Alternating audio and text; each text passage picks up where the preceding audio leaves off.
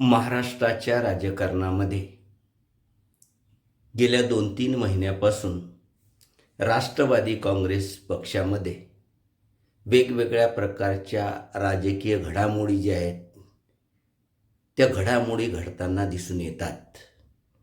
राष्ट्रवादी काँग्रेसचे जवळपास 22 आमदारांनी शरद पवारांची भेट घेतल्याची बातमी सूत्रांकडून आलेली आहे आणि या बातमीमुळे संपूर्ण महाराष्ट्रामध्ये खळबळ उडालेली आहे आणि काही नेत्यांनी तर राष्ट्रवादी काँग्रेसमध्ये फूट पडेल आणि हे जे 22 आमदार आहेत हे 22 आमदार शरद पवारच्या राष्ट्रवादी काँग्रेसमध्ये समाविष्ट होतील असा देखील अंदाज व्यक्त केलेला आहे.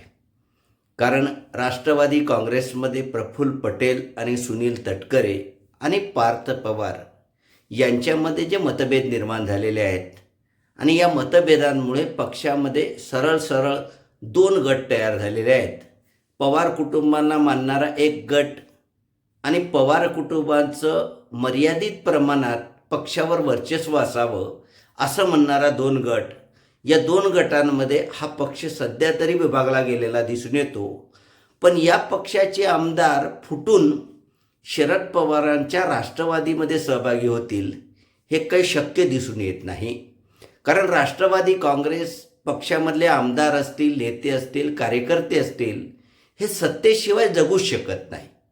कारण या आमदारांना सत्ता पाहिजे होती म्हणून त्यांनी अजित पवारांच्या साथीने शरद पवारांना सोडून भारतीय जनता पक्षाच्या सरकारमध्ये सहभाग घेतला. आता पवारसाहेबांच्या पक्षाकडे कोणत्याही प्रकारची सत्ता नसताना हे आमदार पवारसाहेबांकडे येणार नाहीत. पक्षामधली जी अस्वस्थता आहे या अस्वस्थतेला वाट करून देण्यासाठी किंवा पक्षाचं जे सध्याचं जे नेतृत्व आहे या नेतृत्वाला इशारा देण्यासाठी प्रफुल्ल पटेल असतील, सुनील तटकरे असतील किंवा पक्षामधले वेगवेगळे आमदार असतील हे शरद पवारांच्या भेटी घेत आहेत. याच्या मागचं राजकारण असं आहे की जर आमचा योग्य पद्धतीने सन्मान राखला नाही तर भविष्यामध्ये आम्ही कुठेही जाऊ शकतो. हा जो संदेश आहे तो या आमदारांना द्यायचा होता.